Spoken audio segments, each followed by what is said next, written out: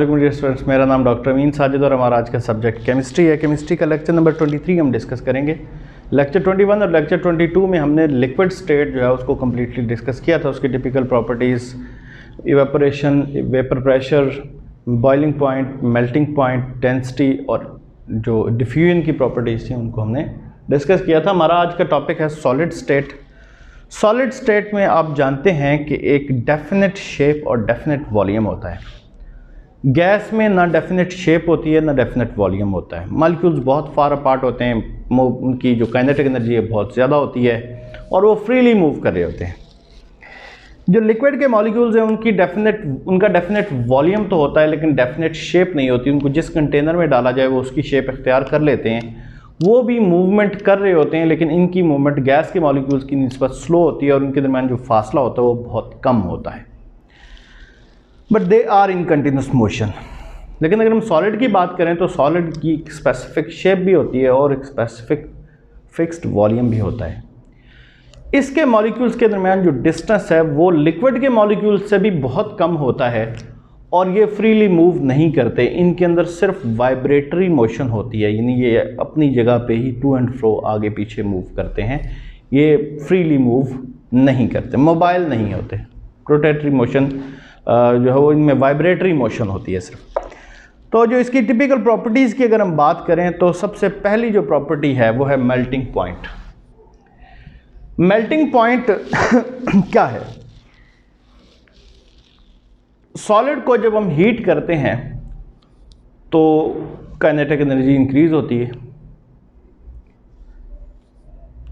If we keep solid heating, अगर हम उसको हीट करते चले जाएं तो उसके मॉलिक्यूल्स की जो टू एंड फ्रो मोशन है वो तेज होती जाएगी।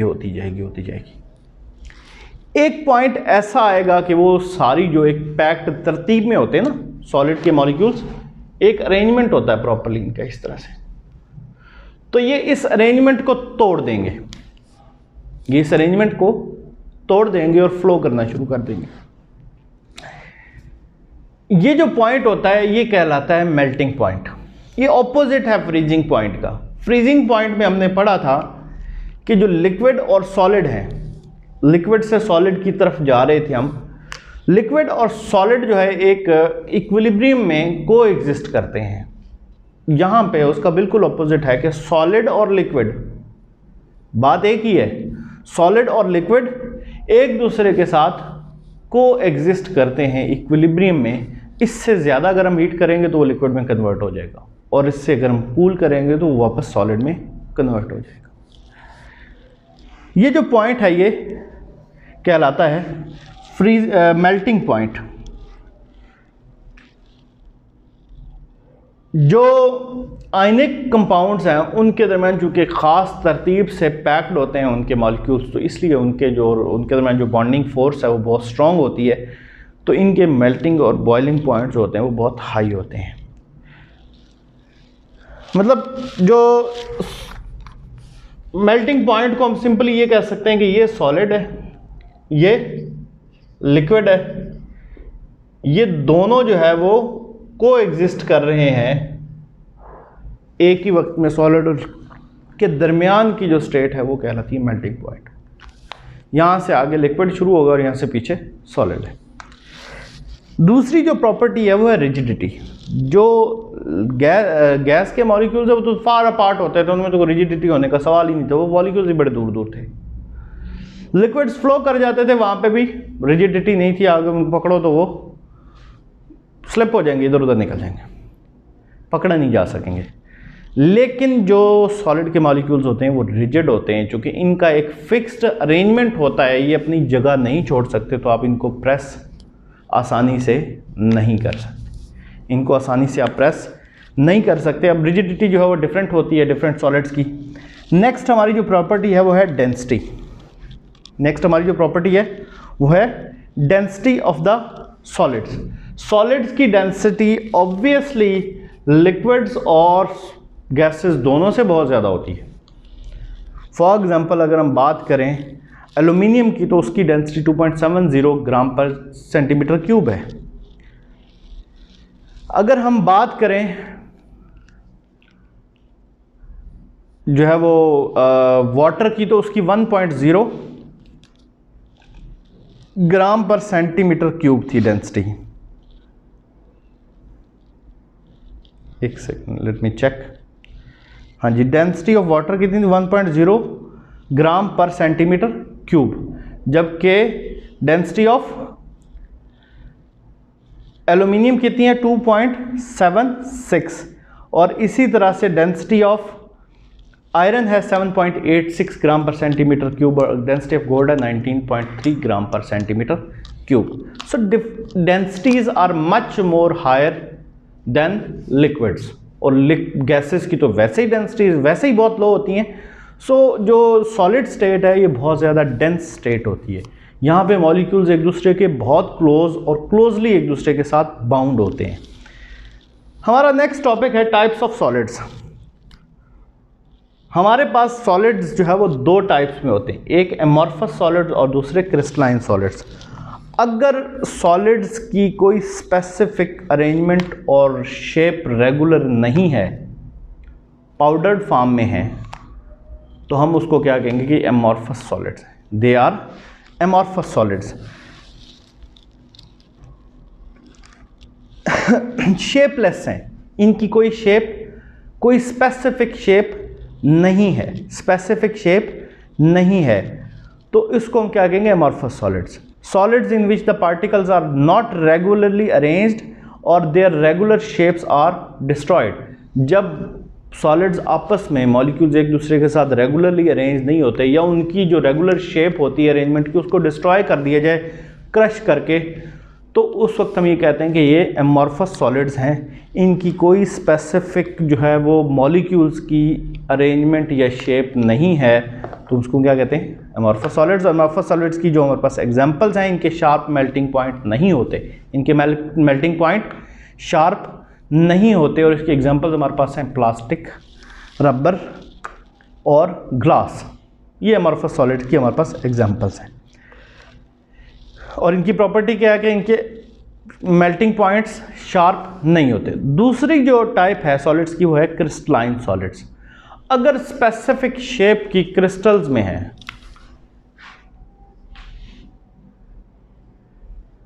ये एक क्रिस्टल की शेप है एक सॉलिड की, ये दूसरे सॉलिड की क्रिस्टल शेप है, ठीक है।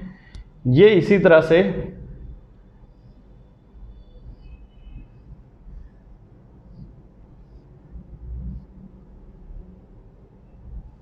ये एक और सॉलिड है, उसकी जो है ना शेप है 3D स्ट्रक्चर जो है इनका एक होता है। तो वो 3D स्ट्रक्चर अगर प्रॉपरली बनता है, उसकी शेप सॉलिड की बनती है, उसके जो क्रिस्टल्स हैं बनती हैं जिनकी एक स्पेसिफिक शेप होती है, डायगोनल स्पेस में एक 3D स्ट्रक्चर प्रॉपर बनता है, तो हम ये कहेंगे कि ये क्रिस्टलाइन सॉलिड्स हैं।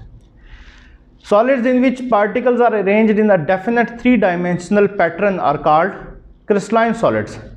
इनकी डेफिनेट सरफेसेस होती हैं, फेसेस होते हैं, और इनके जो एंगल्स हैं एक साइड का दूसरी, ये जो एक फेस है इस फेस का दूसरे फेस के साथ एक स्पेसिफिक एंगल होगा और वो फिक्स्ड होगा, ठीक है। इनको जो है वो हम क्या कहते हैं? Crystalline solids. और क्रिस्टलाइन सॉलिड्स के जो मेल्टिंग पॉइंट्स होते हैं वो बहुत शार्प होते हैं। हमारा आज का लास्ट टॉपिक जो है वो है एलोट्रॉपी। एलोट्रॉपी बेसिकली होती क्या है? एलोट्रॉपी ये है कि एक सब्सटेंस जो है वो मोर देन वन फॉर्म्स में फिजिकली एग्जिस्ट करता हो। फिजिकली मोर देन वन फॉर्म्स में अगर एग्जिस्ट करता है तो इस फिनोमेना को हम कहते हैं allotropy. Existence of an element in more than one forms in same physical state, solid ही है लेकिन उसकी फिजिकल स्टेट जो फॉर्म्स हैं, उसकी शक्लें जो हैं वो मुख्तलिफ हैं, उसकी अपीयरेंस जो है वो मुख्तलिफ है, शेप सेम, उसका स्टेट जो है वो सेम ही है। सॉलिड है तो सॉलिड स्टेट में ही उसकी डिफरेंट शेप्स जो हैं वो कहलाएंगी एलोट्रॉपी। एलोट्रॉपी की एग्जांपल अगर हम वाटर में ऑक्सीजन में डिस्कस करें तो ऑक्सीजन के जो मॉलिक्यूल है वो O2 ऑक्सीजन भी है और O3 ओजोन भी जो है वो ऑक्सीजन है। ये डिफरेंट एलोट्रॉपिक फॉर्म्स हैं ऑक्सीजन की। इसी तरह से अगर हम सॉलिड्स की बात करें तो इनमें जो क्रिस्टल की शेप है वो डिफरेंट होती है। क्रिस्टल की शेप डिफरेंट होती है। एक सॉलिड जो है वो मोनोक्लिनिक शेप में भी एग्जिस्ट करता है, वो रोम्बिक स्टेट में भी शेप में भी एग्जिस्ट करता है, या वो किसी और शेप में भी एग्जिस्ट करता है, तो हम क्या कहेंगे ये इसकी एलोट्रोपिक फॉर्म्स हैं। एलोट्रोपिक फॉर्म्स की फिजिकल प्रॉपर्टीज डिफरेंट होती हैं, लेकिन उनकी जो केमिकल प्रॉपर्टीज होती हैं वो सेम होती हैं, केमिकल प्रॉपर्टीज उनकी सेम होती हैं। और ये जो शेप्स होती हैं टेम्परेचर वेरिएट करके तो एक शेप से दूसरी शेप में इनको कन्वर्ट भी किया जा सकता है। और इसकी एग्जांपल जो है वो सल्फ़र की एग्जांपल है। सल्फ़र S8 जो है वो यहाँ पे एक इक्वेशन में हमें मतलब जो एग्जांपल्स जो है वो डिस्कस की गई हैं, उसमें सल्फ़र जो है ये नॉर्मली रोम्बिक स्टेट जो शेप होती है उसमें होता है। S8 रोम्बिक है। अगर हम इसको 96 डिग्री सेंटीग्रेड तक हीट करते हैं तो 96 डिग्री सेंटीग्रेड तक हीट करने के बाद ये क्या होगा, ये जो S8 है S8 ही रहेगा, लेकिन इसकी शेप क्या हो जाएगी, मोनोक्लिनिक। मोनोक्लिनिक ये एक डिफरेंट शेप है as compare to rhombic shape. इसी तरह से अगर हम बात करें टिन और फास्फोरस की, तो फास्फोरस P4 जो है वो वाइट कलर में होता है। अगर उसको 250 डिग्री सेंटीग्रेड तक हीट करें तो ये P4 बन जाता है रेड कलर में, और ये पॉलीमर बन जाता है। यानी P4 के जो मॉलिक्यूल्स हैं, चार फास्फोरस के मॉलिक्यूल्स की एक चेन जो है वो बन जाती है, उसको हम पॉलीमर कहते हैं। ये N की जो इसके साथ लिखा हुआ है वाइट कलर में होता है। इसको जब हम 250 डिग्री सेंटीग्रेड तक हीट करते हैं तो ये P4 ही रहता है, लेकिन इसके साथ ये जो N लग गया है ये पॉलीमर्स को शो करता है कि अभी अकेला मॉलिक्यूल नहीं होगा, इसके साथ दूसरे मॉलिक्यूल एक चेन में अरेंज हुए होंगे। तो इसका कलर जो होता है वो रेड होता है, इसका कलर रेड होता है। इसी तरह से अगर जो टिन की बात करें, स्टेनलेस SN जो है वो ग्रे कलर में होता है, क्यूबिक शेप होती है, लेकिन अगर उसको हम 13.2 डिग्री सेंटीग्रेड तक हीट करें तो ये स्टेनलेस वाइट कलर में तब्दील हो जाता है और इसकी शेप टेट्रागोनल होती है। एक और एग्जांपल जो दी हो फास्फोरस की, कि वो वाइट फास्फोरस जो होता है वो बहुत रिएक्टिव होता है और पॉइजनस होता है, वैक्सी सॉलिड होता है, वैक्स की तरह का सॉलिड होता है। और ये टेट्रा एटॉमिक मॉलिक्यूल्स, 4 जो एटम्स का मॉलिक्यूल होता है ये बनता है, जबकि रेड फास्फोरस जो है वो कम रिएक्टिव है और नॉन पॉइजनस ब्रिटल पाउडर होता है। इसकी जो शेप है वो और इसकी जो प्रॉपर्टीज़ हैं, फिजिकल प्रॉपर्टीज़, वो फास्फोरस से डिफरेंट होती हैं। वाइट फास्फोरस से रेड फास्फोरस की प्रॉपर्टीज़ जो फिजिकल हैं वो डिफरेंट होती हैं।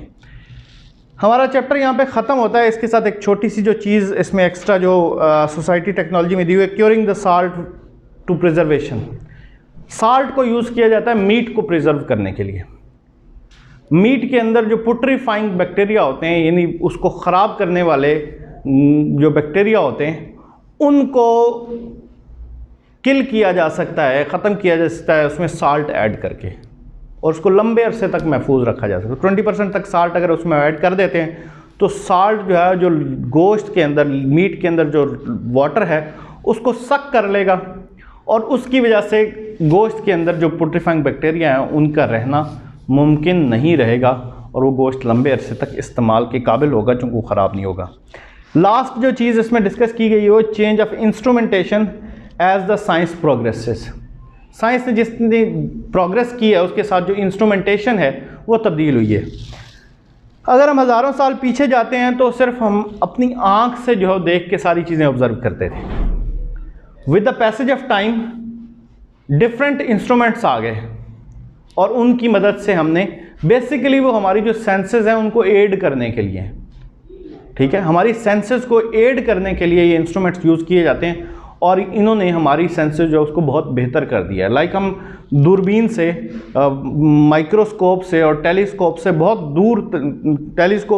दूर तक के ऑब्जेक्ट्स को देख सकते हैं, माइक्रोस्कोप से बहुत छोटे ऑब्जेक्ट्स को देख सकते हैं।